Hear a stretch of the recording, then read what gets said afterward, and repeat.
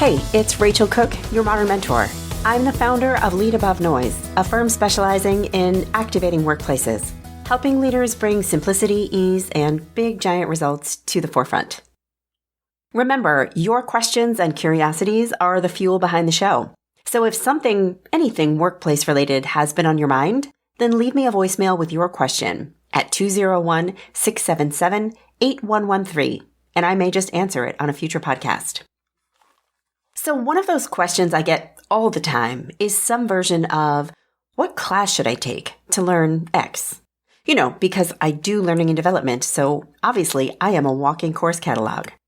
Now, listen, I love a good class when the context is right. Like if you want to fly a plane or remove a kidney or build a house, then yes, you should take a class, preferably a very lot of them, and then take all the tests and do all the things. Absolutely, certain professional skills rightly require some very real and essential certifications. But in many fields, there are plenty of jobs and specialties that require us to know things that don't need to be learned in a classroom or certified by a test. And in these cases, I think we can and should look beyond the classroom for knowledge building. Often, conversations and experiences can teach us more than, or at least complement, what we've learned in a class. So let's talk today about 5 of my favorite ways to learn, ways that I personally use and recommend all the time. The first is trade coffee for perspective. Yeah, I'm a bit of a coffee fiend, but decaf and or adult beverages work just as well. The perspective, however, is required. Whatever you want to expand your expertise on, world politics or the history of basketball or how to effectively lead a team or what it's like to move through the world as a trans person, just find someone with a perspective or set of experiences different to yours and then invite them to coffee.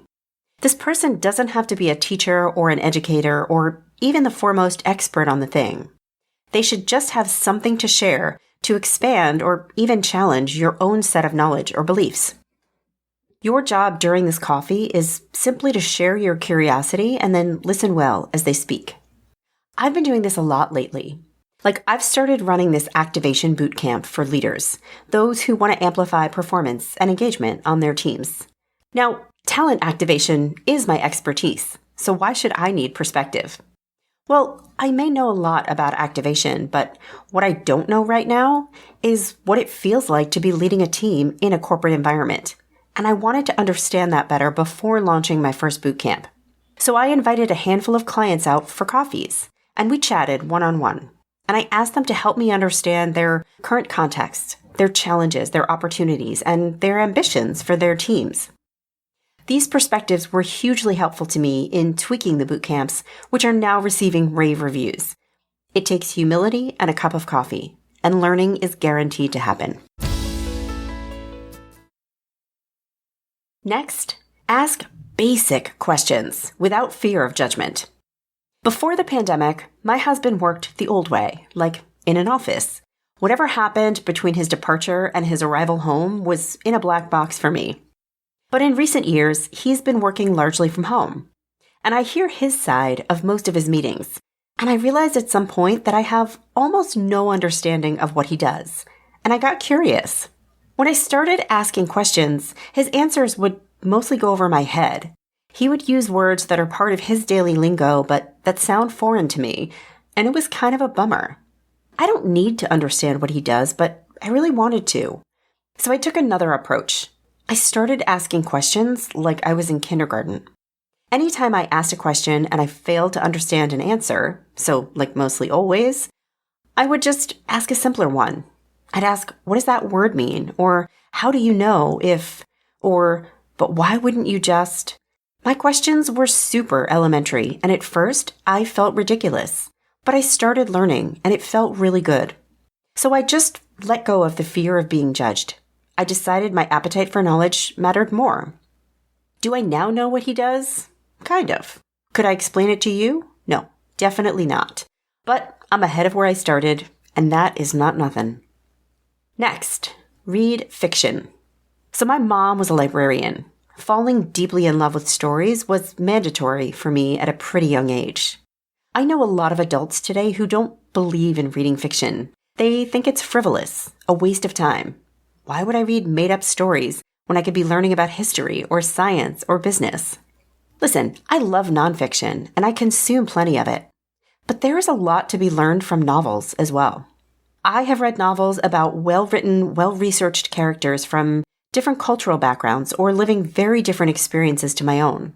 And through their stories, I've had my own perspective shifted pretty profoundly, which I think has helped me relate to a wider range of people with a deep sense of empathy. I've read novels set in places or contexts that have taught me history through story, which means I remember details I would never learn from a history book. The point is, reading all sorts counts. So grab that novel and enjoy the education. Next up, get some novice coaching. Learning happens in all directions. I tell my clients this all the time, and I've helped some set up novice coaching programs. It involves senior leaders bringing big, hairy problems to the table and more junior employees coaching them to solutions. It's actually really cool. Here's how it works. A senior leader shows up and describes their situation and the challenge or questions that they're working through. It's usually something they have been living and breathing for a while, so they're super deep into the weeds and details. Then the junior people, who probably have a basic working knowledge of the situation but not much more, they play the coaches. And they ask really fundamental questions, and they recommend simple ideas. They offer support. And always, the senior leader leaves with a new idea. Because sometimes the very perspective we need isn't the one that's wiser, but it's the opposite. Sometimes it's the freshest eyes that have the most to offer us when we're really too deep in the forest for the trees. Sometimes the very perspective we need isn't the one that's wiser, but the opposite. Sometimes it's the freshest eyes that have the most to offer us when we're deep in the weeds of something. So give this one a try. And finally, test a thing, but with guardrails in place. Sometimes the best way to learn is to just jump in the pool. Are you wondering whether a different store layout will move more product? Try it and watch what happens. Are you curious to see whether a different meeting agenda might get you to your objectives more effectively or more efficiently? Try it. Don't be afraid to identify experiments that are low risk and then just run them. Sometimes our own personal experiences are the best teachers of all. Join me next week for another great episode. Until then, visit my website at leadabovenoise.com if your workplace could use an activation boost. A talk, a workshop, a boot camp, a pulse check. You choose. You can follow Modern Mentor on Apple Podcasts, Spotify, or wherever you listen to podcasts. Find and follow me on LinkedIn. Thanks so much for listening and have a successful week. Modern Mentor is a quick and dirty tips podcast. It's audio engineered by Dan Feyerabend. Our director of podcasts is Brandon Getchus.